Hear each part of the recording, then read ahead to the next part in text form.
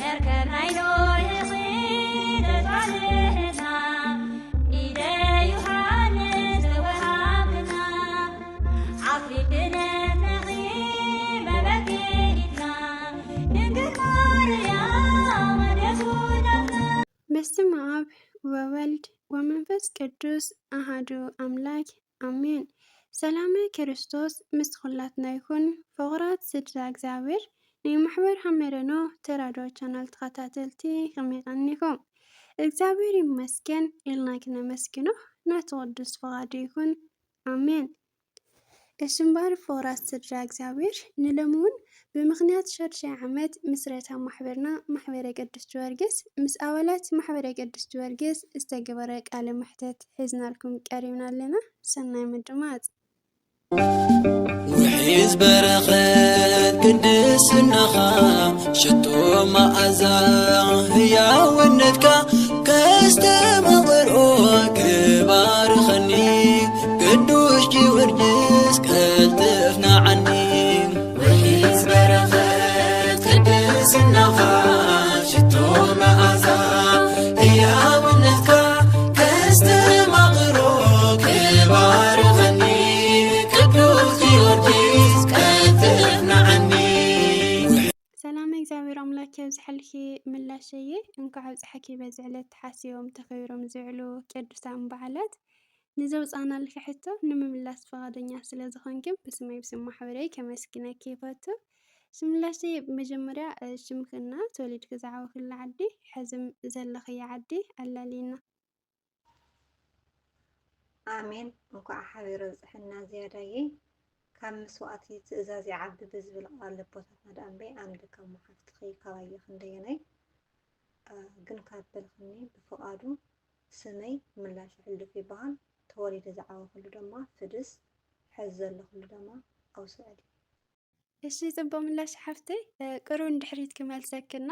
መጀመርያ መንፈሳዊ ትምህርቲ ክትጅምሪ ከለኽሲ ኣብ ዙርያኺ ዝነበሩ ሰባት መሓዙ ክኾኑ ይኽእሉ እዮም፣ ቤተሰብ ክኾኑ ይኽእሉ እዮምና እንታይ ዓይነት ፅዕንቶ ይፈጥሩልኹ ነይሮም? ማለት ስኺ መንፈሳዊ ትምህርቲ ብምጅማርክሲ እንታይ ዓይነት ግብረ መልሲ ትሰምዒ ነይርኺ ካብኣቶም?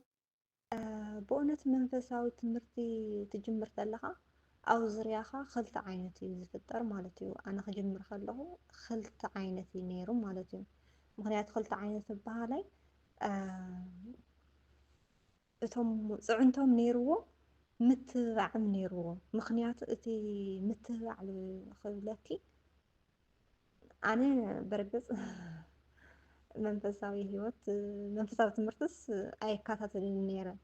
ንእሽተን ግን ይሞክር እየ ነይረ ማለት እዩ። እዚኻ ከምዚ ሰንበት ሰንበት ወይ ከዓ ከተማ ወሪድካ ምናምን ገለ ሰንበት ሰንበት ግን ንእሽተን ይኸይድ እየ ነይረ ማለት እዩ። ግን ኣብዝሓ ህይወተይ ግን ብስጋዊ ዝተሓፀረ እዩ ማለት እዩ። ስለዚ መንፈሳዊ ህይወት ምስ ጀመርኩ እዞም ኣቦታትና ካህናት ቤተሰብካ ወላ ኮታስ ደቂ ዓድኻ ዲያቆናት ብመንፈሳዊ ህይወት ዝዓበዩ ኣሕዋትና ንእሽተን ኣሕዋትና ምዕባይና እዚኣቶም ዘለዉ ኣብቲ መንፈሳዊ ህይወት ምስ ጀመርኩስ ብጣዕሚ እዩ ደስ ኢልዎም። ምክንያቱ ከምዚ ሕዚ ኮይነ ክሪኦ ከለኹ ኣነ እኳ ሕዚ ሓደ ምእመን ወይ ከዓ ሓንቲ ምእመን ተመፅያሲ ብጣዕሚ ደስ ይብለኒ። ልካስ ከምኡ እዩ ደስ ዝብለካ ብእውነት። ካብኡ ሽዑኡ በቃ እሳቶም ብጣዕሚ የተዋውዑኒ ነይሮም። ወዮ ጋሻ ግዲኤ ኮይነ ኣነ እውን ተምሃርኩ እውን ኣቦይ ቀሺ እዚኣ እኮ ተማሂረ፣ እዛ ገድሊ እዚኣ እኮ ከምዚ ከምዚ ተማሂረ፣ ምስጢረ ስላሴ እውን እኮ ከምዚ ተማሂረ፣ ኩሉ ነገር በቃ ተማሂረ እየ ዝብል ነይረ ሽዑኡ ማለት እዩ። መዝሙር እውን ከምዚ መዝሙርም ብጣዕሚ ደስ ዝብለኒ። መዝሙርም ኣዳሚፀ ወይ ከዓ ተላሚደ ካብኡ ከምዚ ብመንፈስ ዝዓበየ ተኮይኑሲ እንታይ ተማሂርካ እዩ ጥያቄ ዝመፅእ ማለት እዩ። ካብኡ በቃ እንታይ ተማሂርካ ክብሉ ንከለዉ በቃ ደስ ይብለኒ ነይሩ። በቃ ንምግላፅሲ ስለዝተዋውዑ እንዴላ ተሓጎስኩ እዚ ተማሂረ እዚ መዝሙር ተላሚደ ከምዚ ኢለ ክነግሮም ከለኹ ብጣዕሚ የተዋውዑኒ ነይሮም። በቃ ወየት ምዝማር ሳይክእልን እኮ እየ ግን በቃ ዝማሬ መላእክቲ የስምዑና ዛጓሊ ዝሓፍተይ ብጣዕሚ ጎቢዝ ክኒእኺ ልብል ምትብባዕ ነይሩ ፍትናተይ ሰዓት ማለት እዩ። እቲ መዝሙር ግን ኣይክእልን እየ ግን በቃ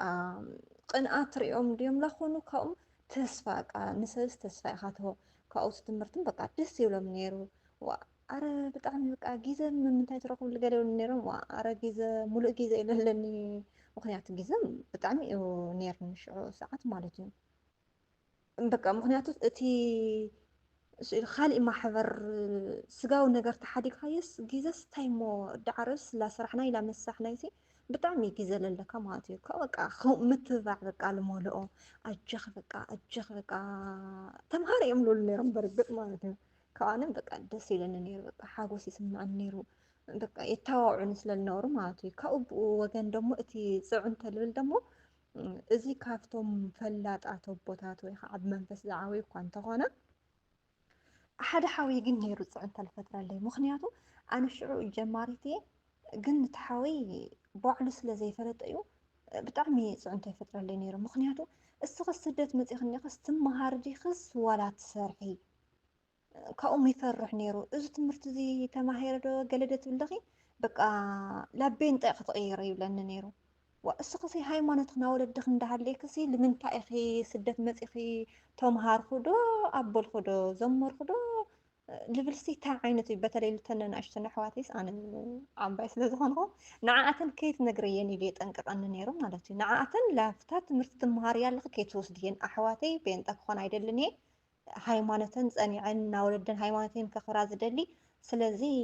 ሓንቲ ልኺ ከይትወስድየን ከይትድውልለን ብስር ከምዚታት ነገር በቃ ባዕልኺ ክጠፍእ ተደሊኺ ጥፍኢ ኣለበዛ ልተን ንኣሽተን ኣሕዋተይ ግን ከይትዕልምየን ይብለኒ ነይሩ። ካብኡ ኣነ ሽዑ ምትብባዕ ስለ ዘለኒ ሓዊናተይ እዚ ሲ ኣነሲ ላቤን ጣይ ይኾነን እዩ ኢለ የረድኦ ነይረ ማለት እዩ። ግን እሱ ብጣዕሚ ዝፈርሕ ነይሩ። ምክንያቱ በቃ እዚ ትምህርቲ እዚ ሲ ፅቡቅ ኣይኮነን እዩ ኣይጠቕመክን እዩ ከኽስረኪ እዩ ሂወትኺ ከበላሽየኪ እዩ ላቤን ጣይኺ ክትቕየሪ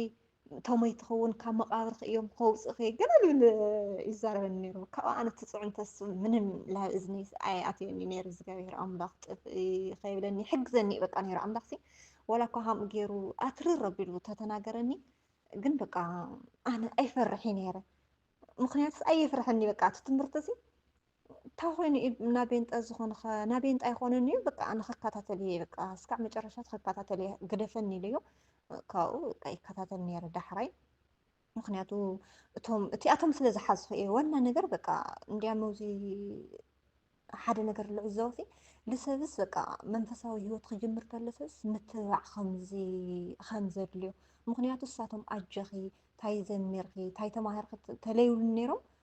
ወላ ክፈርሕ ነይሩ ይኾን እየ ግን በቃ በቲ ወገን ስለ ዘተዋውዕኒ ኣጀኺ በቃ ከምኡ እዩ ስለ ዝብሉ ካብኡ ኣነ እንታይ መሪፀ በቃ ግደፈና ኣነ በቃ እስካዕ መጨረሻ ከዳምፅ ትምህርቲ እዚ በቃ እዚስ ንሃይማኖተይ ንክፈልጥ ዳኣ እዮም ለምህር እንደውም በይ ምንም ናቤንጣ ይኾነ ገላ ይኾነ ምስቱ ንእሽቶ ናብ ዓዲ ልከታተል ነበርኩ እውን በቃ ከምኡ እዩ እኒአ በቃ ምስጢረ ስላሴ ኣብ ዓዲ እንዳሃለኹ ይመሃር እየ ነይረንን ንእሽተን ፀሎት ከምኡ ናይ ሕብረት ፀሎት ተኣኪብካ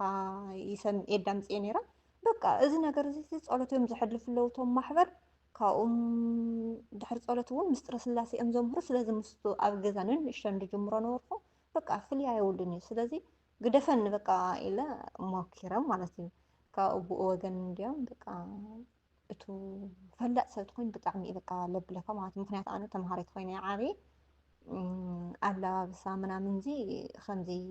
በቃ ተምሃራይ ትኮይንካሲ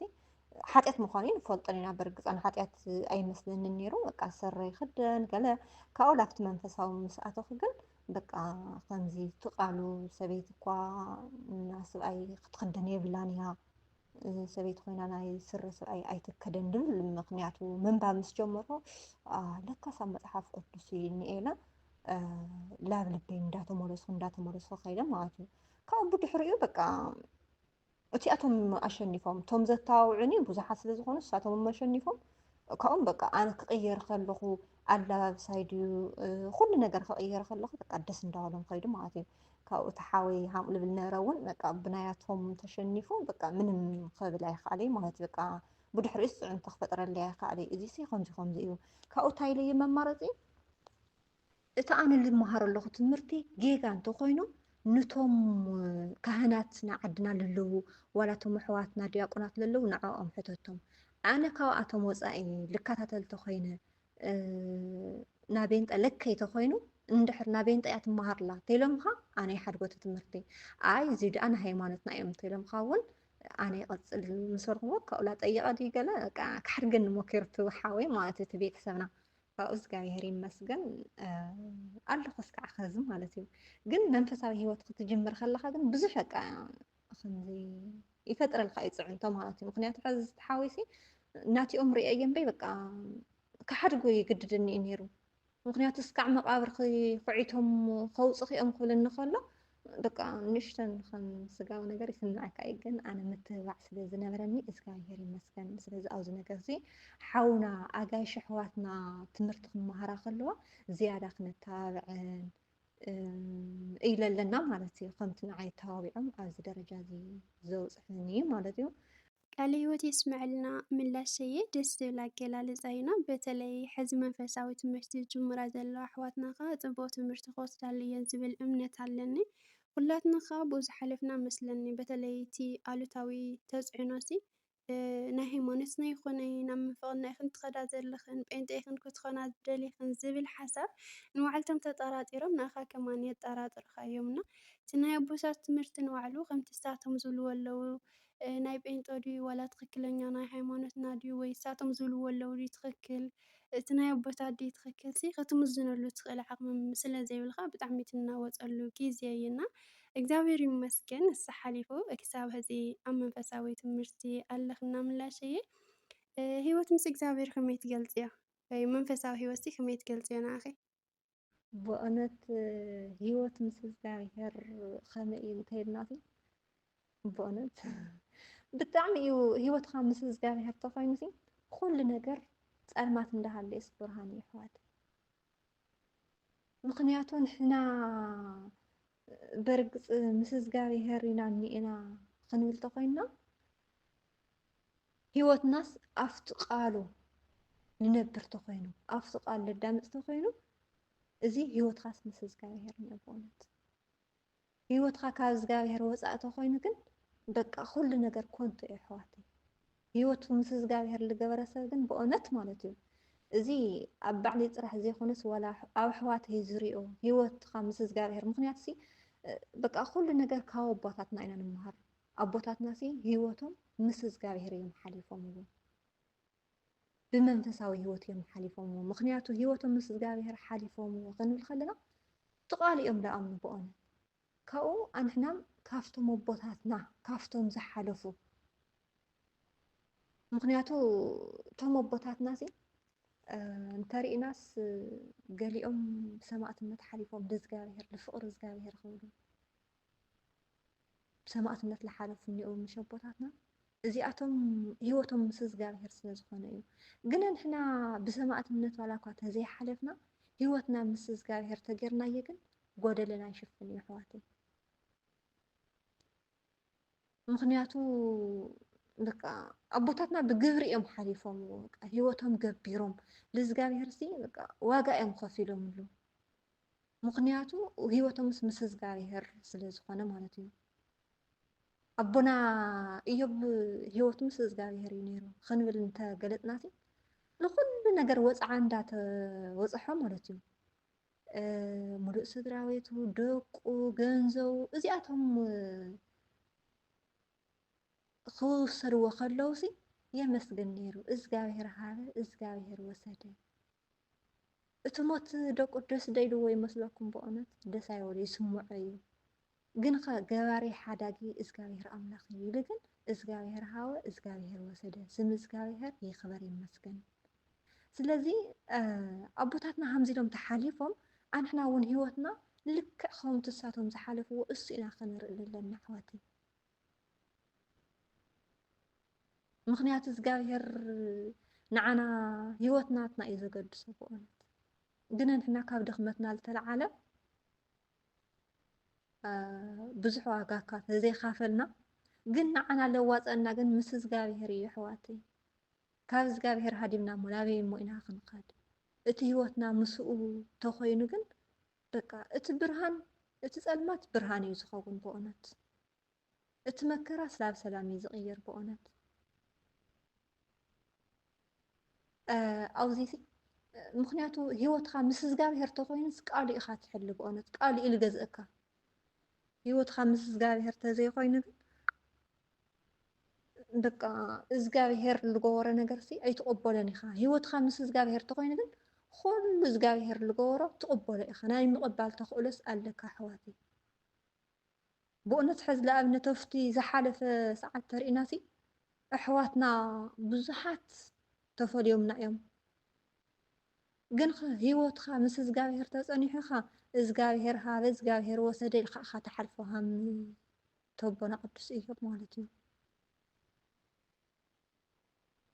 እግዚኣብሔር ኣምላኽ እኮ ፍጥረቱ እኮ ኢና ንሕና ስለዚ ርክብና ምስኡ ተኮይኑ ኣንሕና ምንም ኣይጎድለና ብእውነት ስለዚ ሓደ ሰብ ሂወት ምስ እግዚኣብሔር ክኾን ዘለዎ ሂወት ምስ እግዚኣብሔር ተዘይኮይኑ ኩሉ ነገር ባዶ እዩ ኣሕዋተይ ኩሉ ነገር ፀልማት እዩ ኣሕዋተይ እንድያ ምስ ስደት ለለና ሂወትና ምስ እግዚኣብሔር ክኾን ብጣዕሚ እዩ ዘድልየና ምክንያቱ ኣብ ስደት ኮይንካሲ ብዙሕ ኢኻ እኮ ትፀርሕ ኣሕዋተይ እቱ እትፈትዮ ሓውካ ዓሪፉ ትበሃል እታ ትፈትዋ ኣድኻ ዓሪፋ ትበሃል እቶም ትፈትዮም ደቂ ከባቢኻ ደቂ ዓድኻ ዓሪፎም ይበሃሉ ወየ ንሕና ካብኡ ብቕዓት ዘይብልና ዓሪፎም ትበሃል ተለና ሂወትና ምስ እግዚኣብሔር ተዘይኮን ነይሩ ንምንታይ ተፈፀመ ኢልካ ኢኻ ምስ እግዚኣብሔር ክትበኣስ ኣሕዋተይ ሂወትካ ምስ እግዚኣብሔር ተኮይኑ ግን ትሞት እውን ትቕበሎ ውሽጢኻ እኳ ሃም ስጋዊ ዝሰማዕካ ብመንፈስ ኢኻ ትሓስቡ ስለዚ ኣነ ብወገነይ ሂወትናስ ምስ እግዚኣብሔር ክኾን እኒአዎ ብመንፈስ ክንዓቢ እኒአና ኢለ እየ ዝገልፅ ምክንያቱ በተለይ ናብ ስደት ብጣዕሚ እዩ መሪር ኣነ ከም ዝፈልጦ ኣብ ሂወቶም ይበፅሐኒ እዩ ኣብ ኣሕዋተዮም ይበፅሐና እዩ ኣብ ኩላትና ዝበፅሐና እዩ ምክንያቱ ስደት ኮይንካሲ እታ ሞትስ ቀላል ኣይኮንትን እያ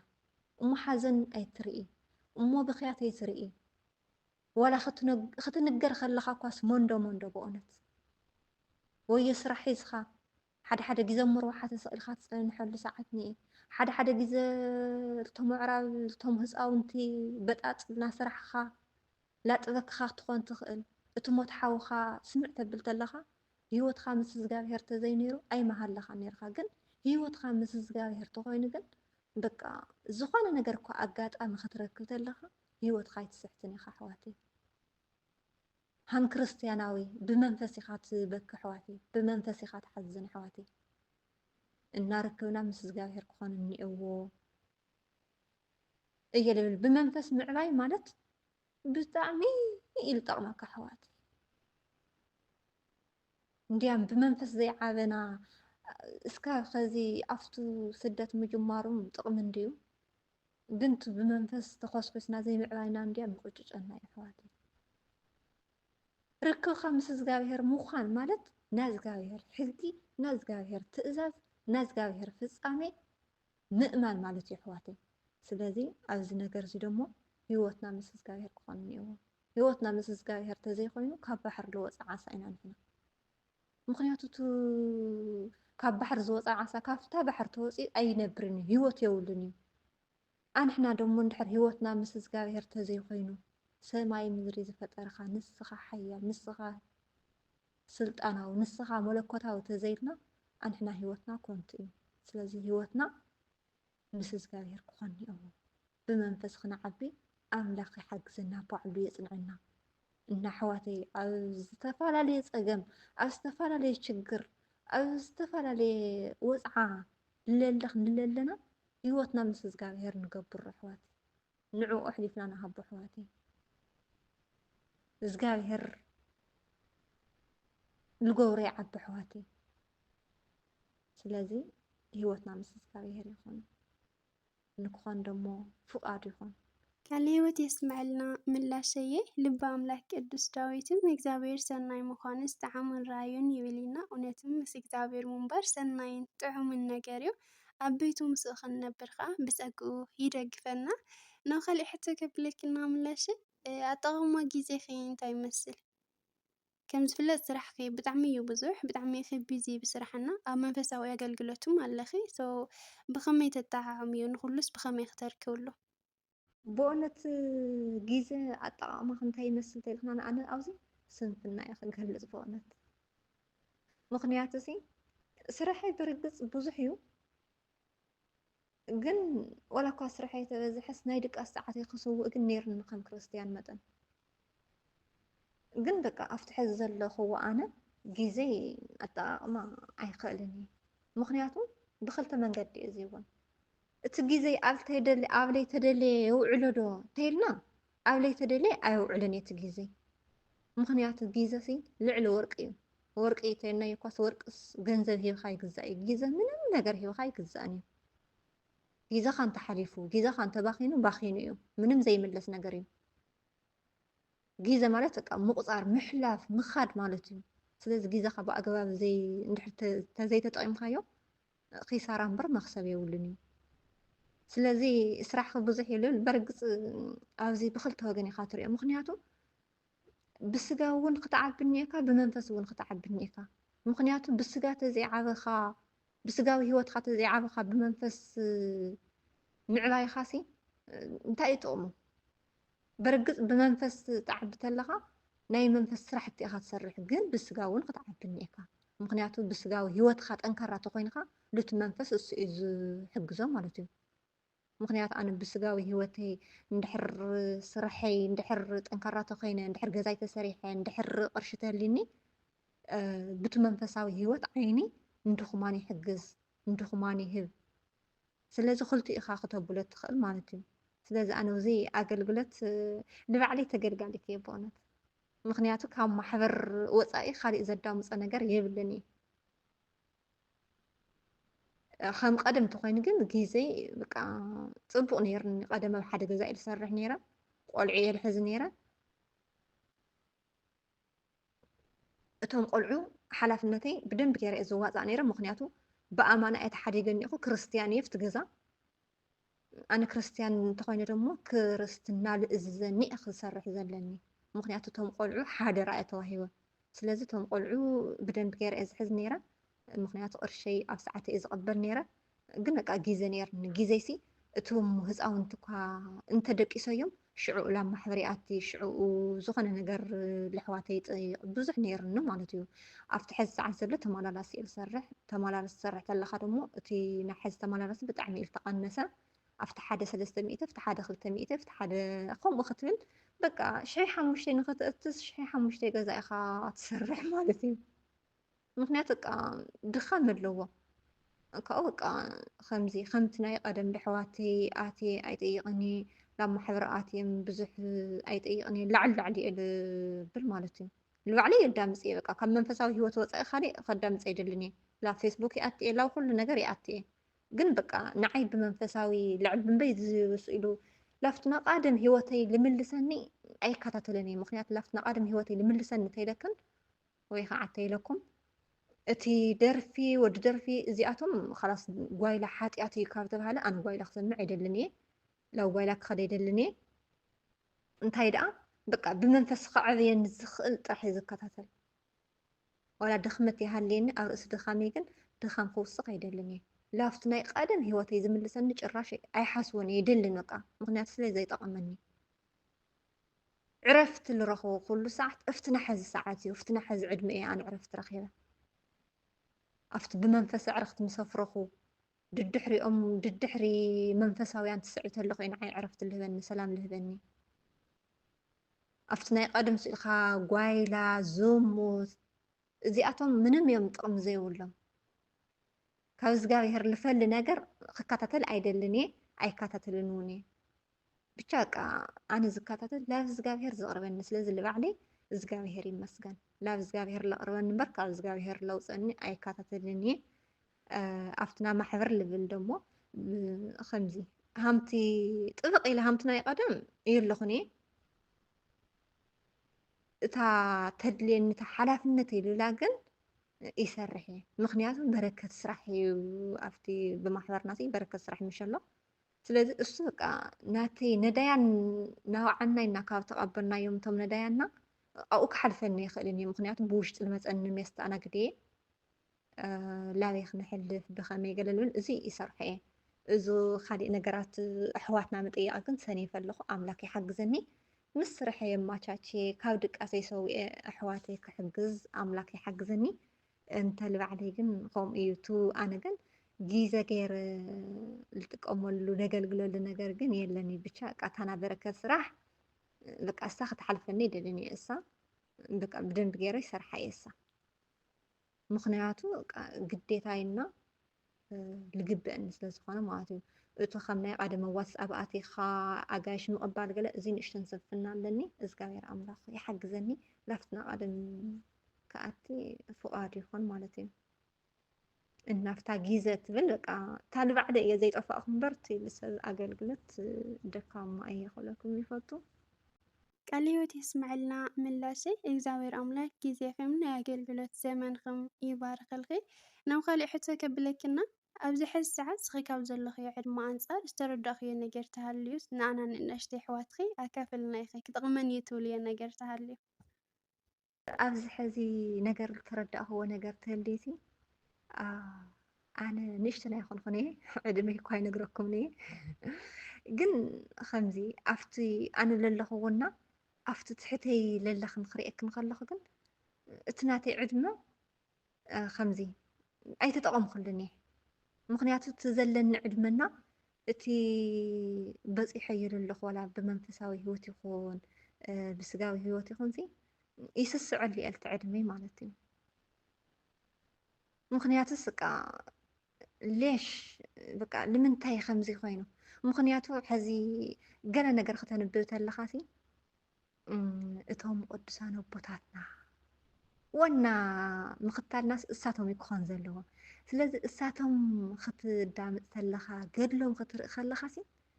ወዲ 27 ኮይኑ ቅዱስ ጀወርግስስ እንታይ ከም ዝሰርሐ ኩላትና ንፈልጦ ኢና ቅዱስ ኣባኖም ኣብ ግዜ ህፃንነቱ እንታይ ከም ዝሰርሐ ንፈልጦ ኢና ብእውነት على قدس ጨርቆስ እንታይ ከም ዝሰርሑ ንፈልጦም ኢና على قدس ኣባኖም እንታይ ከም ዝሰርሑ ንፈልጦም ኢና እሞም ክሊ ንእስ ዕድመኦም ብእውነት በዓል ቅዱስ ኣርሴማ ንፈልጠን ኢና ኣብ ክሊ ዕድመአን ሃሚለን ሓሊፈን ስለዚ እቲ ገድሊ ቅዱሳን ታሪክ ቅዱሳን ክትዝርኢ ተለኻ እቲ ናትካ ዕድመ ላብ ዘይርአዩ ዝወርድ ምክንያቱ እንታይ መሲልኩም እሞ ሃምናያቶምስ ይቕረየና ብገድሊ ምሕላፊ ሂወትካ ልዝጋቢሔር ምውፋይዋ ኣብቲ ሕዚ ዘለናዮ ዕድመ ንሕናስ ገና ካብ ሓጢኣት ዘይወፃና እዚ ነገር ብጣዕሚ እዩ ዝቆጭለና ኣነ ምክንያቱ ኣቦታትና ሂወቶም ገቢሮም ልዝጋቢሔር ተኣዚዞም ተሓልፍ ተለኹሲ እንቲ ከማይ ደካማ ከማይ ሰነፍ ግን ገና ካብ ሓጢኣት ዘይወፃኹ ላብ እግዚኣብሔር ዘይቀረብኩ ብምዃነይ ብጣዕሚ እዩ ዝቆጭጨኒ ከምዚ ክብለኩም ከለኹ ስለ ዝስምዐኒ እዩ ግን ተስፋይ ግን ኣይቆርፅን እየ ንዓቶም ላረእኹ ኣሰሮም ክኽተል ግን ግድን እዩ ዝኾነና ከም ክርስቲያን መጠን ወላ እቲ ዘሎ ዕድመይ ክጥቀመሉ እዩ ዘለኒ እቲ ዝሓለፈ ሓሊፉ እዩ ይስምዐኒ እየ የብለኹ እምበይ ካብቲ ሕዚ ዘለኹ ወላ እኹል እዩ ምክንያቱ ላብ እግዚኣብሔር ንምለሰላ ሰዓት ወላ እቲ ሕዚ ሰዓት ተኮይና እግዚኣብሔር ይመስገን እንኳዕ ጠፊአ ዘይመሃለኹ ኢለ እየ ዝፀናናዕ ተስፋ ክቆርፅ ኣይደልን እየ ምክንያቱ ተስፋ ተቆሪፅካሲ በቃ የለኸን ኢኻ ተስፋ ምቁራፅ ማለት ዓብዪ ታእስሚ እዩ ስለዚ በቃ ኣነ እዚ ናይ ቅዱሳን ገድሊ ክርኢ ከለኹ በቃ ኣነ እኳ ሃምኣቶም ቅዱስ ኮይነ ናይ ቅድስና ተዘይሰራሕኩ ላብ ቅድስና ከኣቲ ላብ ቅድስና ክመጣጠር ግን ብጣዕሚ ዓብዪ ተስፋ እዩ ለለና ዓብዪ ገድሊ እዩ ለለና ኣነ ብእውነት ኣነ ገድለይ በቃ ላፍቲ መንገዲ ቅድስና ንክኣቱ እሳ እያ ገድልናት ምክንያቱ ብመንፈስ ዓይን ተሪኢኻዮ ዕድመሲ ኣብቲ ንእስ ዕድመኻ ኢኻ ክትፀሊ ዘለካ ኣብቲ ንእስ ዕድመኻ ኢኻ ክትሰግድ ዘለካ ኣብቲ ንእስ ዕድመኻ ኢኻ ላብ እግዚኣብሔር ክትምለስ ዘለካ ብኡ ኣንጻር ኮ ካባየ ላዕሊ ዝኾኑ ልዕሊ 50 60 ገይሮም እውን ዕድመኦም ዘይጥቀምሉ ከለዉ እዮም ገና ቅዱስ ቁርባን ዘይቕበሉ እሞ ፅቡቅ ዶ ይመስለኩም ኣሕዋተይ ዕድመና በቃ ነወዳድሮ ዘለና በቃ ምስቶም ናይ ቅዱሳን ኢና ክነወዳድሮ ዘለና ምስኣቶም ተወዳዲርናዮ ኢና ኣንትና ላ መንገዲ ቅድስና ንኣቲ እናታይ ክብለክ እንደልየ ኣነ ሓፍቲ ከም ዓባይ ሓፍቶን እኳ ከምዚ እንተወልኽኽን እንተ ትሕተይ ዘለኽን ግን በቃ ላብ መንገዲ ቅድስና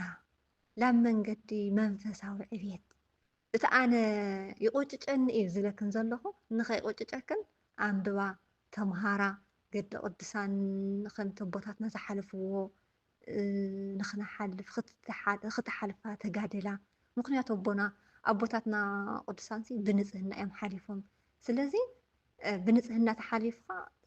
ኣሰር ቅዱሳን ተኸቲልካ እኒኢኻ ማለት እዩ ስለዚ ኣሕዋተይ ኣነ ኣሽደን ዘለኽን ግዜኽን ሃምቲ ናተይ ዕድመ ከየባኽንክን ብደንቢ ገይርክን ክትሰርሓሉ ይላወክ ምክንያቱ ብመንፈስ ኣብቲ ንእስ ዕድመኻ ብመንፈስ ተዓቢ ተለኻ በቃ ርክብካ እንታይ ይኹን ናብ እግዚኣብሔር ይኹን እግዚኣብሔር ዝፈትዎ ስራሕ ትሰርሕ ለእግዚኣብሔር ትእዘዝ ለእግዚኣብሔር ትሰግድ ለእግዚኣብሔር ተምልኽ ስለዚ ኣትነና ኣሽተን ኣሕዋትና ለለክን ካፍቲ ላብ እግዚኣብሔር ዘየቕርብ ነገር ክዝርዝሮ ይደልን ላብ እግዚኣብሔር ዘየቕርብ ነገር ክትከታተላ የብልኽኒ ክተንብባ የብልኽኒ እንታይ ደኣ ኩሉ ውዕዘኽን ላብ እግዚኣብሔር ዘቕርብ ነገር ተኸታተላ በጃኽን በጃኽን ምክንያቱ ከምቲ ኣነ ሰነፍ እኒእኽዎ ንኸይትሰንፋ እየ ዝላወክን እግዚአብሔር ያክብረልና ምላሰየ ሕናም ዘካፈልክና ሓሳብ ክነተግብሮ ብፀጊኡ ይደግፈና ናብ ካልእ ሕቶ ከብለክና ዕድመ ደቂ ኣንስትዮና ስደት ከመይ ትርእዮ ከም ደቂ ኣንስትዮ በተለይ ዕስራታት ሕልፍ ተይልና ዕድመ ክንከይዱ እናተባሃልና ብዙሕ ተፅዕኖ ይመፀና ኢና በዚ ተፅዕኖ እዚ ከዓ ብዙሓት ደቂ ኣንስትዮ ኣሕዋትና ኣብዚ ሓሰባሉ ዓደን ይኸዳ ኣብዚ ሓሰባሉ ከዓ ኣብዚ ዓዲ ይወልዳ ነቲ ዝመፅእ ዘረባታት ንምዕፃው ማለት እዩ እና ዞዝኒአ ነገር ጉቡእ ኢልካ ተሓስቢ ከምዚ ዓይነት ሓሳባት ክመፀና ከለው ዙርያና ካብ ዘለው ሰባት ድዩ ካብ ቤተሰብ ካብ ስድራ ከይተረፈሲ ብከመይ ኢና ክነስተኣናግዶ ዝግበአና ንሕና ከም ክርስትያና ብእውነት ዕድመ ክንከይዱ ውለዳ እዚ ጌጋ እዩ እኒኦ ብእውነት እዚ እውን ብክልተ መንገዲ ኢኻ ክትሪኦ ትኽእል ዕድመይ ኣኺሉ ከም ኣነ ከም ምላሽ ዕድመይ ኣኺሉ ክወልድ ኣለኒ ክብል ተኮይነ ገዛይ ክኸድ ኣለኒ ኣለበዛ ዕድመኻ ከይዱ እዩዋ ውለድ እያ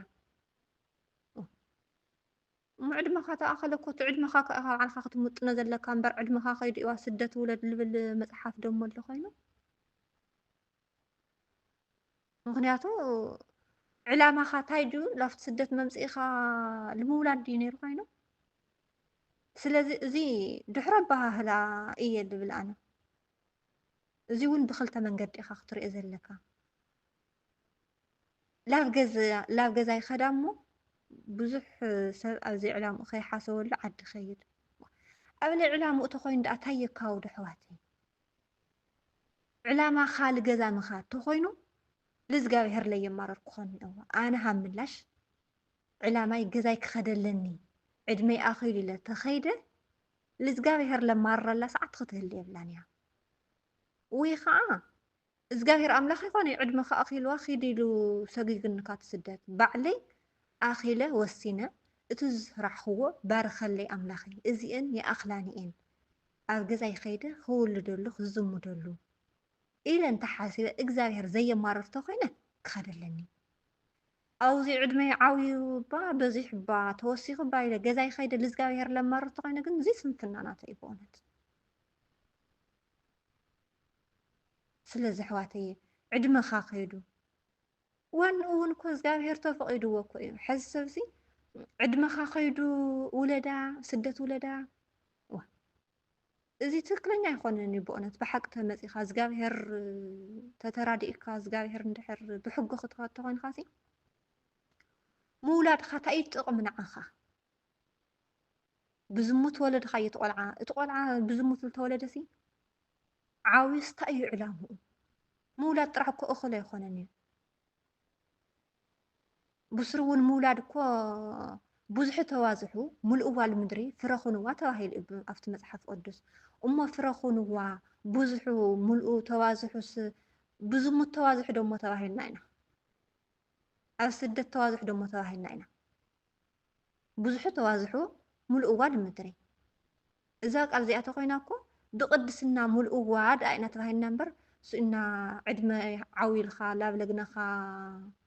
እተ ልብል የለን እዩ። እንታይ ደኣ ብቅድስና ሂወት ግን ዘርኢ መሬት ወለድና እንታይ ይብሉ ሰሽኳን ውላድሲ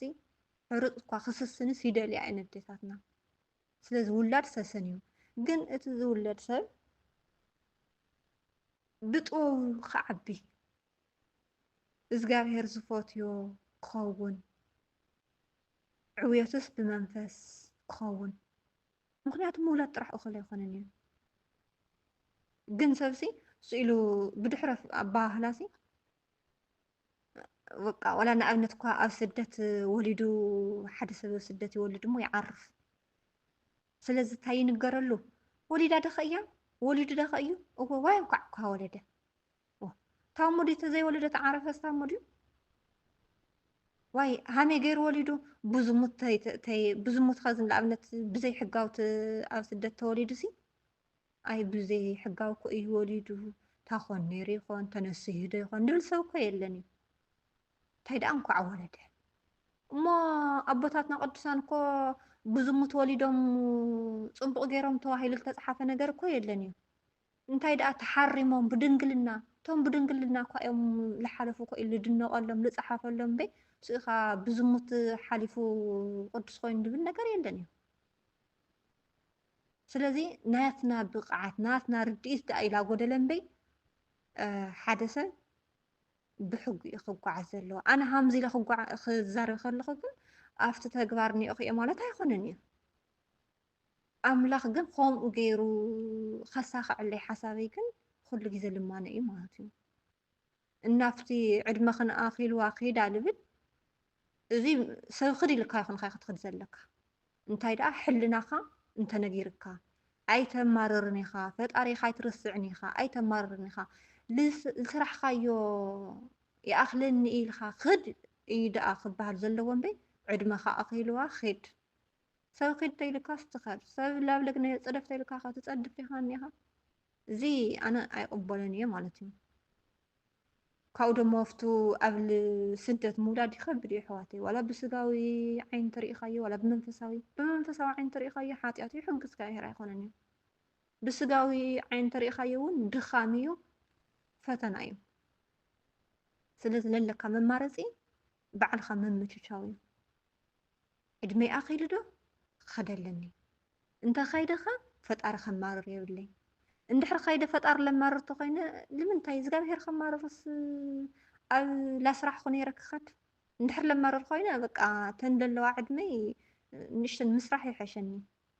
ካብ ከይደ ፈጣሪ ዘማርሮ ፈጣሪ ኣሳኺዕለ ዝሃለየ ብዙሕ መንገዲ ትመፅእ ዘለና ሕዱድ ብጣዕሚ ኢኻ ተወፂዕካ ትመፅእ። ስለዚ ወይ ለገና ዝሃለኻ ዓመት ድያ 2 ዓመት ወሲኽካ ሰሪሕካ ኺድ ወይ ከዓ ዓመት ቀኒስካ እግዚኣብሔር ካብ ዘይተማርረሉ ሰዓት ተኮይኑ ኺድ ገዛኻ ወይ ከዓ ኺድ ገዛኺ ንኺድ ገዛና ከምኡ ተኮይንና ማለት እዩ። ኣለበዛ እቲኣብውን ደሊና ግን ክኾነ ኣይኽእልን እዩ። ዋና ነገር ኣብዚ ንዕድመ ክንከይዱ ድብል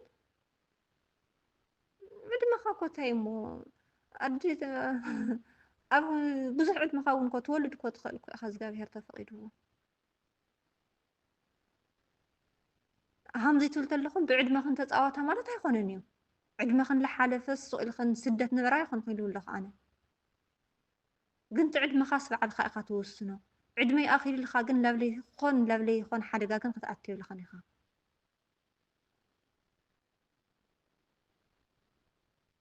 እግዚኣብሔር ተፈቒድዎ እኮ እዩ። ውላድ እኮ ውህበት እግዚኣብሔር እዩ ውህበት እግዚኣብሔር እዩ ኢልዎ ኣብቲ መፅሓፍ ቅዱስ ማለት እዩ። ስለዚ ዝወለድካዮ እኮ እግዚኣብሔር ኣምላኽ ይኹነልካ እንተኢሉ ብጥበብ ተዕቢልካ እምበይ ወሊድካዮ እኮ ክውሰደካ እኮ ይኽእል እኮ እዩ። ስለዚ እቲ ዕድመይ ከይዱ ከይወለድኩ ከየበልኩ እዚታት ፅቡቅ ኣይኮነን እዩ። ግን ኣብዚ ሃምዚ ኢለ ክዛረብ ከለኹ ልተን ዝወለዳ ይፀቕጠን ኣለኹ ማለት ግን ኣይኮነን እዩ። ብዝኾነ ሓደ ሰብ ኣብ ስደት ዝወልድ ሲ ግድን ደስ ኢልዎ ኣይኮነ ዝወልድ ገሊአን ተዓሚፀን ገሊአን ከይሓሰባሉ ገሊአን ሕዚኣተን ሲ ከምኡ ኢሉ ንዝወለደ ሰብ ኣይ ብጥበቡ የዕብየሉ ኢልካ ኢኻ ፀሎት ክትገብረሉ ትኽእል። ቱ እንዳተፈለጠካ ዕድመይ ኣኺሉ ኢልካ ግን ክትወልድ የብልኻን ኢኻ። ብፈተና ተኮይኑ ግን በርግጽ ኣሕዋትና ካብ ራጎ ክመጻ ይኹን ካብ ገለ ነገር ግን ተጸጊመን ተዓሚፀን ግን ይጠንሳ እየን ይወልዳ እየን። ሕዚ እዚኣተን ኸ ንስሐአን ወሲደን ጽቡቕ ማለት እዩ። ንስሐአን ይወስዳ እሞ ካብኡ ላብ እግዚኣብሔረን ይምለሳ። አለበዛ ስኢልኻ ምስ ፈጸምካዮ ዝኾነ ነገር ምስ ፈጸምካዮ ላብ እግዚኣብሔር ዶ ክምለስ ይዋ ላትፍልጠካ ላብ እግዚኣብሔር ክምለስ ላልኻ ብዙሕ ጽቡቕ ኣይኮነን እዩ እና ኣብቲ ዕድመ እንታይ ኮይኑ ፈትየ ግን ኣብቲ ዕድመ ግን በቃ ብዕድመና ክንቕልድ የብልናና በርግጽ ዕድመኻ ኸዚ ንእሽቶ በቃ ካብ ወዲ 24 ወዲ 23 ኮይንካ ትወልድ ተለኻ ምውላድ እኮ ጽቡቕ እዩ። ምክንያቱ ኣብ ክሊ ንእስነትካ ዝወለድካዮ ምስ ዓበኻ የገልግለካ ካብኡ እስኻ ሙሉእ ሓላፍነትካ ትዋፃእ ማለት እዩ። ምስ ጊዜኻ ምስ ሓለፈካ ትወልድ ተለኻ ግን ሓደ ክልተ ቆልዓን ከምዚ ሙሉእ ሓላፍነትካ ዘይክትወስደሉ ትኽእል ዘይክተምህሮ ትኽእል ብመንፈስ ኣፀቢቕካ ዘይክተዕብዮ ትኽእል ኣብ ጊዜኡ ምውላድ ጽቡቕና ጽቡቕ እዩ። ወላ ብመንፈስ ዓይኒ ተርእናዮ ብእግዚኣብሔር ዓይኒ ሲ ኣብ ሰዓትካ ምውላድ ዝመስልዎ የለን እዩ። ኣብ ሰዓትካ ክትወልድ እኒአካ ግን ኣብ ሰዓትካ ክትወልድ ተኮይንካ ብሕጉ ግን ክኾን እኒአዎ እዩ። ኣብ ገዛኻ ግን ክኾን እኒአዎ ኣብ ስደት ክኾን የብሉን እዩ። ኣረ ገሊናስ እቲ ምክንያት ስሕተት ሲ ኣይ እንታይ እሞ ውሉዳን ቤት ስሕተት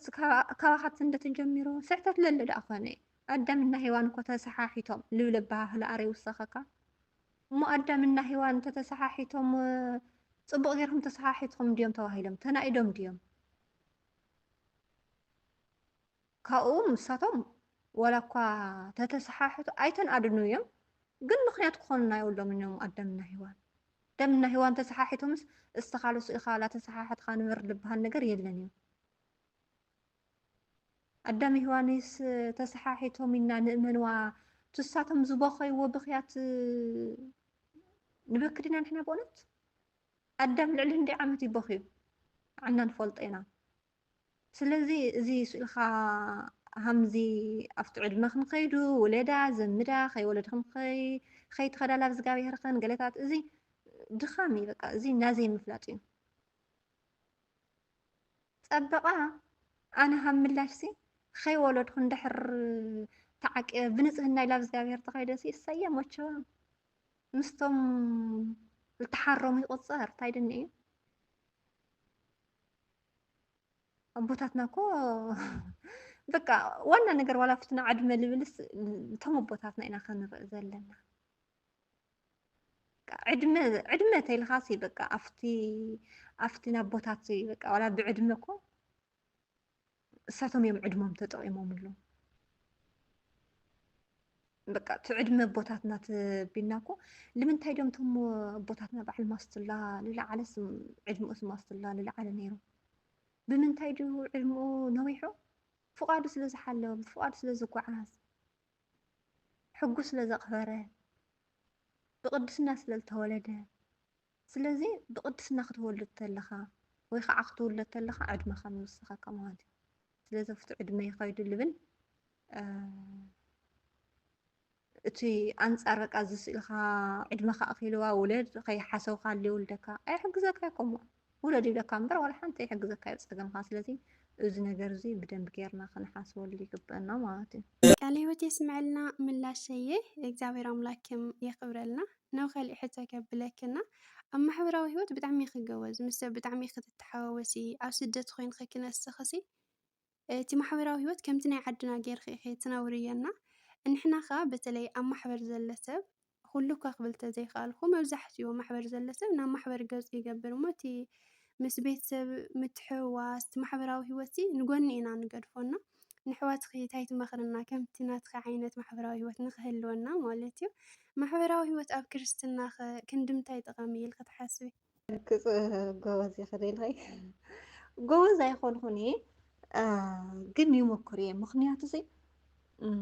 ሃሚድ ሲ ኣብዚኣ ነገር እንታይ ትዝክረኒ ሲ ና ዲያቆነስ መላሽ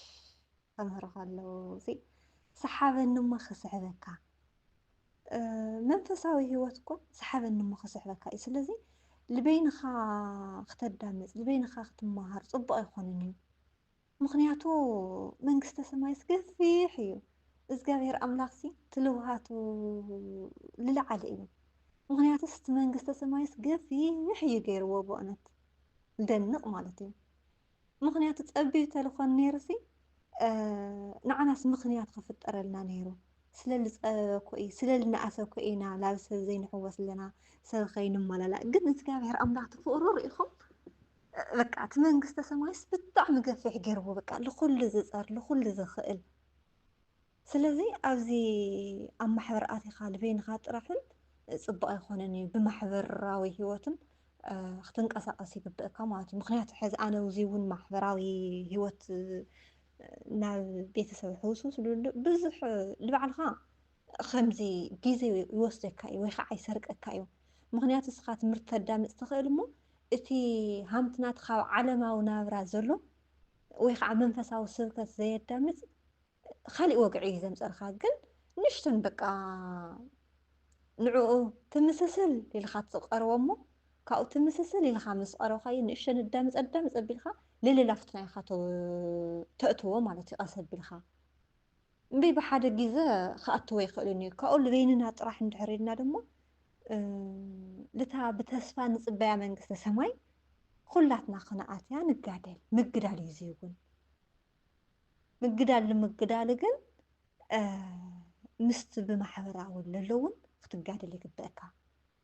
ምክንያቱ ኣብኡ ገለ ነገር ክትርኢ ከለካ ኣንሕና እኮ በርግፅ መንፈሳውያን ኣይኮንና ዘለና ሕዚ እንታይ ደኣ ኣብቲ ቦታ ኢና ዘለና ንኣብነት ኣነሲ ኣብዚኣ እኒአኹ ኣብ ስዑድ እየ ዘለኹ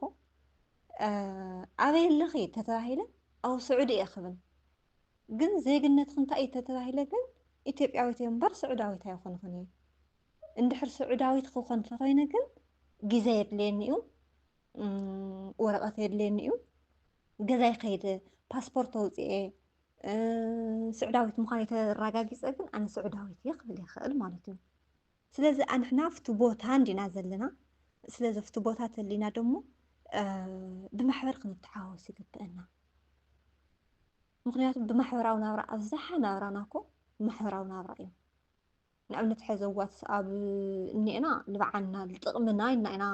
ኣብ ዋትስኣብ ዘለና ግን ብማሕበራዊ ናብራ ትኾን ተሎ ግን ልኩሉ ኢኻ በቃ ሰሓበኒ እሞ ክስሕበካ ደሞ ኣነ ብእውነት ብማሕበራዊ ሂወት ፅቡቅ እዩ ዝስራሕ ኣብቲ ማሕበራዊ ሂወት ደሞ ልክዕ መንፈሳዊ ሂወት እዩ ዘሎ ምክንያቱ እኳ ደኣ ብማሕበራዊ ሂወት ይኹን እምበይ በረከት ስራሕ ኣሎ ንኣብነት ደቂ ዓዲ ደቂ ዓዲ ኮይንካ ኣብ ዘሎ ቤተክርስትያንካ እቲ ለሎ ናይ ደቂ ዓድካ ብኡ ጌርካ በረከት ትሳተፈሉ ንኣብነት ናትና ቅዱስ ገብርኤል እዩ ቅዱስ ገብርኤል ግን ዓመት ዓመት ከምዚ ተኣኪብና ተጀሚዕና ግን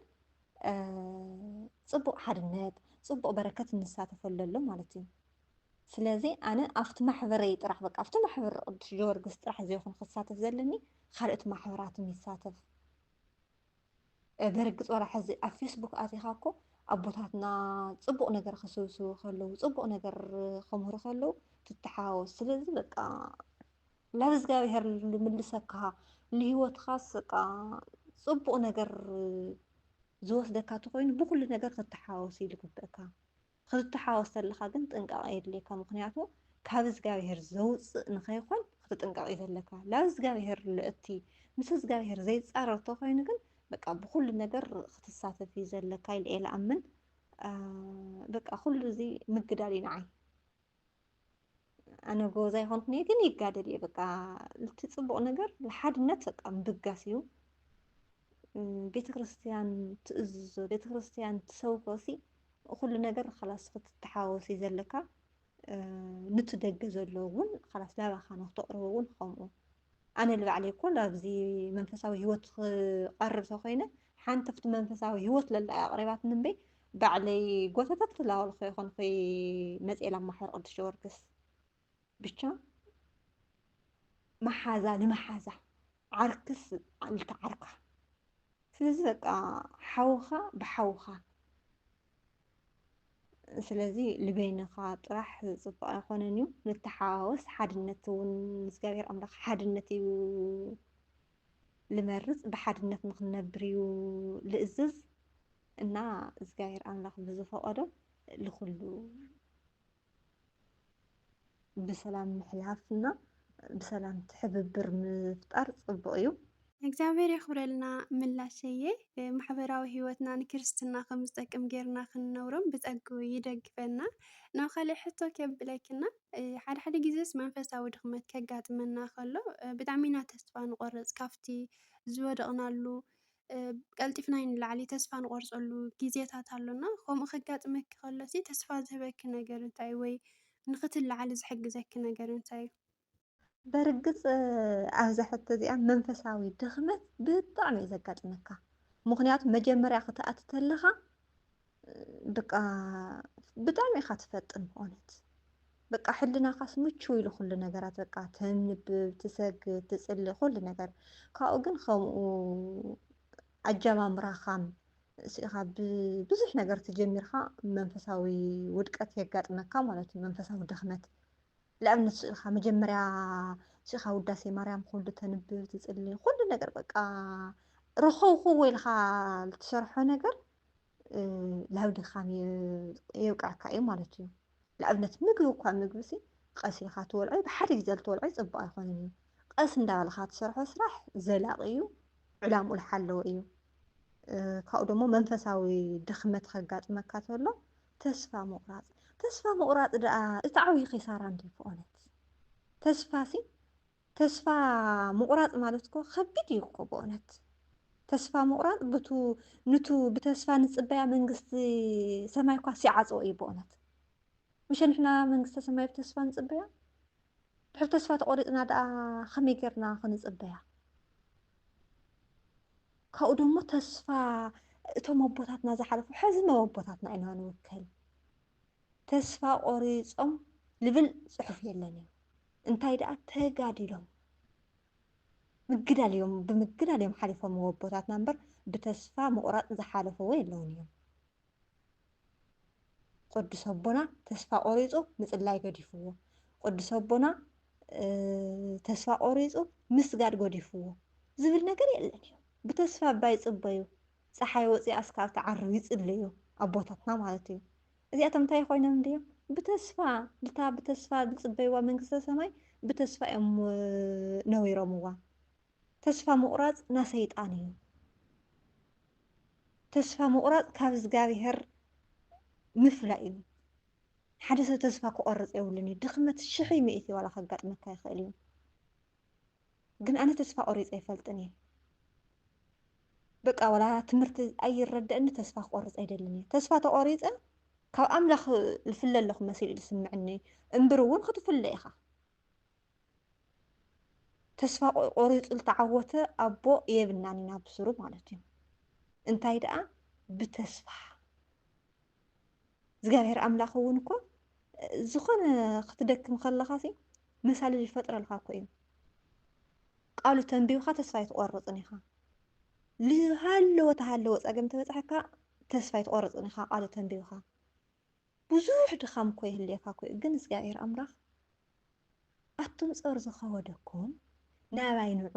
ኣነ ከዕርፈኩም እየ ኣርዑተይ ቀሊል ፎኪስ እዩ ንዑ ናባይ ክብለካ ከሎሲ ታንካ ተስፋ ትቆርጽ ንዓላ ተባሃልካ ንዓ ተመለስላ ተባሃልካ ሓጢኣት ተሰራሕካ ኳስ በእውነት እግዚኣብሔር ኣምላኽሲ እስካዕ ትምለሱንስ ይጽበየኩም እየ ትብል ተሎ ኣነ ሲገርመኒ። ኣነ ብዙሕ መንበቢት ኣይኮንኩን እየ በእውነት ግን ሓደ ኣንብብ ተብል ተለኹ ግን ተን ሓደ ግን ኣይሰደን እየ ብተስፋ ሒዘን ማለት እዩ። ወላ ተው ንሕና ሓጢኣት ላሰራሕና ብሓጢኣት ላጨልቀናሲ እግዚኣብሔር ኣምላኽ ግን መዓዝ እዮም ልምለሱ ላበለስ ይጽበየና። ርኢኹም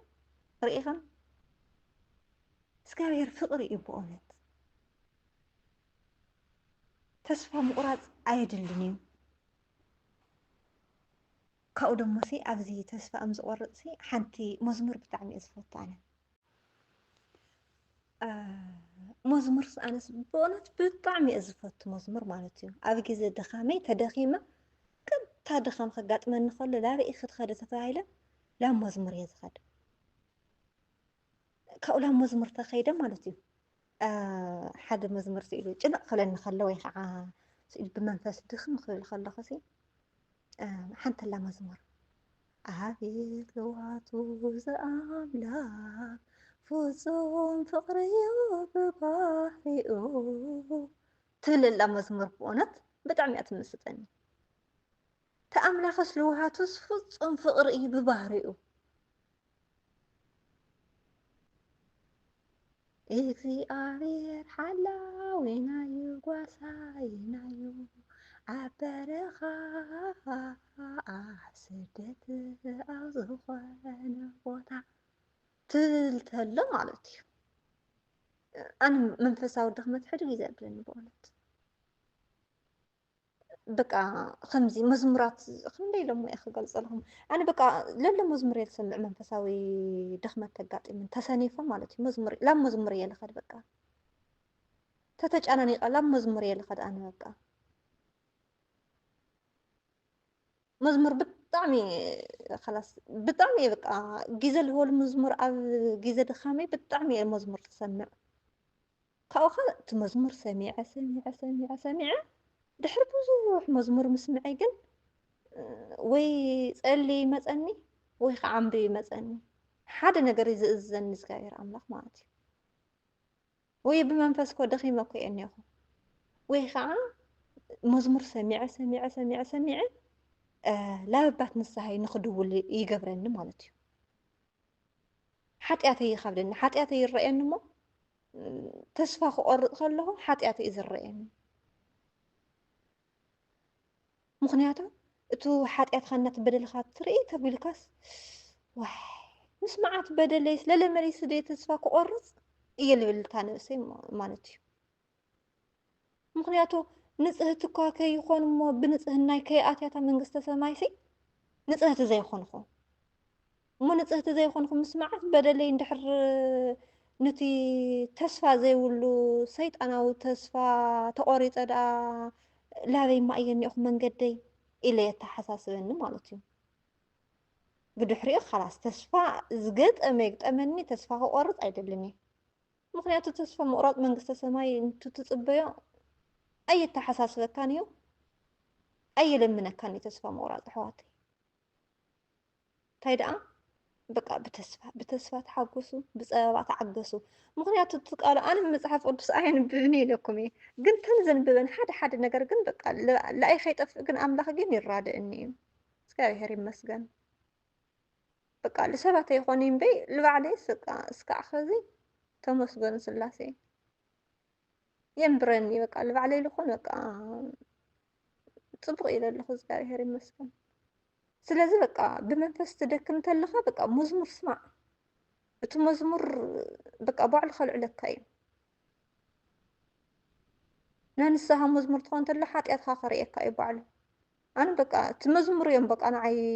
ዝሕግዙኒ ማለት እዩ ዘማርያን የብዝሐልና እግዚአብሔር ኣምላኽ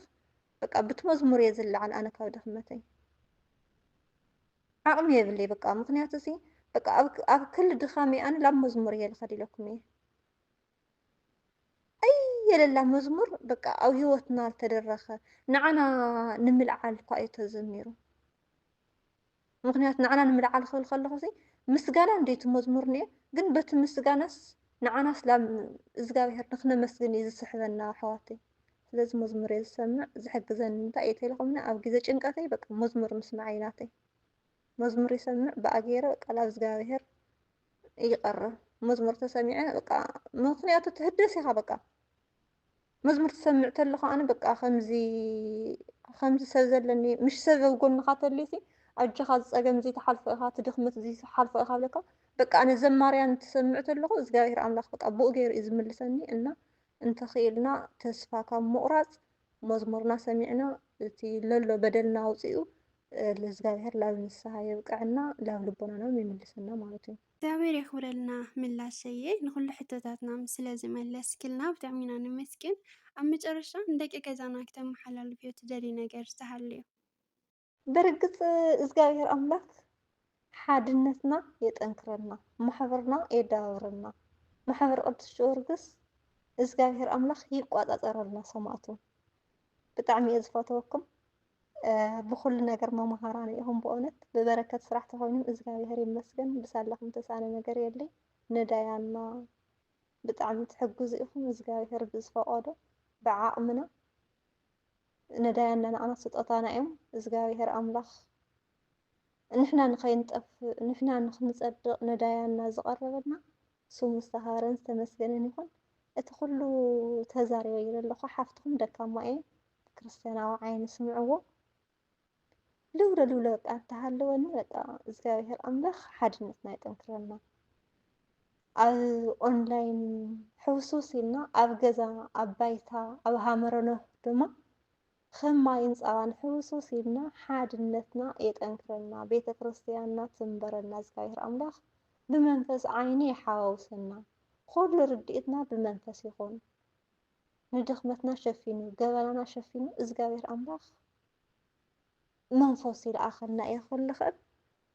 بزح تزاري مسكانا ايكا حالكم لقودلم بعالكم مستخاخلكم سمعوه ግን በቃ ኣነ ደካማ ሓፍትኹም ብዙሕ ተዛሪበ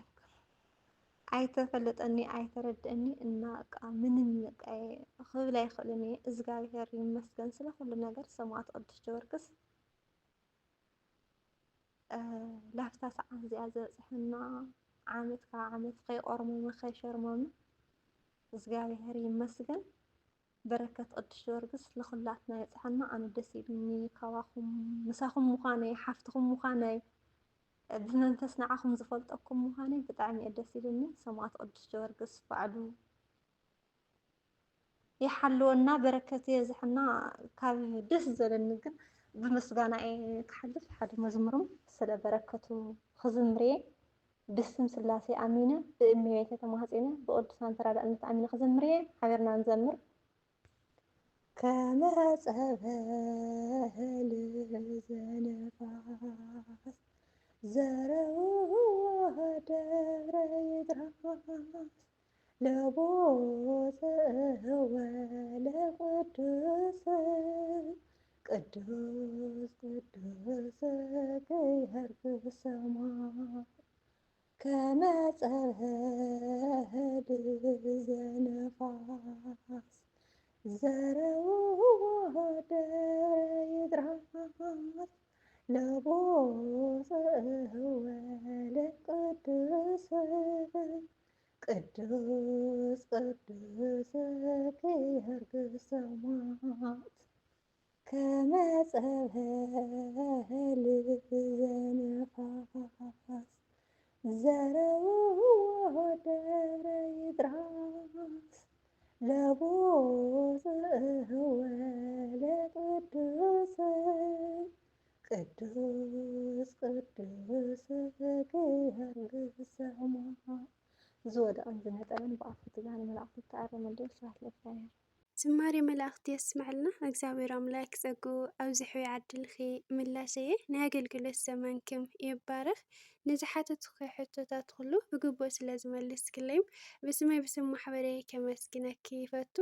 ንዝሃብክና ምኽሪ ማዕዶም ኣብ ተግባር ክነውዕሎ እግዚኣብሔር ኣምላክ ብፀጉ ይደግፈና ብድጋሚ እግዚኣብሔር የኽብረለይ ምላሸየ ግርማ ኣኽሊልካ ውፅኢት ቃልሲ ንስጋን ነፍስን ልክዕ ተሓሒ ድኽመት ሕልናይ ውሰድ ወስኻ ልዙብ ጸሎትካ ይጸውዕ ጐይታ ልዙብ ጸሎትካ ይጸውዕ ጐይታ እሽምበኣር ፍቕራት ስድራ እግዚኣብሔር ንሎሚ ዝነበረና ጻንሒት እዚ ይመስል ካብ ሓፍትና ምላሽ ብዙሕ ነገር ተማሂርኩም ትኾኑ ተስፋ ገብር ካልእ ግዜ ምስ ካልእ ሰብ ክሳብ ንምለሰኩም ሰናይ ቅንያት ወስብሐት ለእግዚአብሔር ወለወላዲቱ ድንግል ወለመስቀሉ ክቡር ኣሜን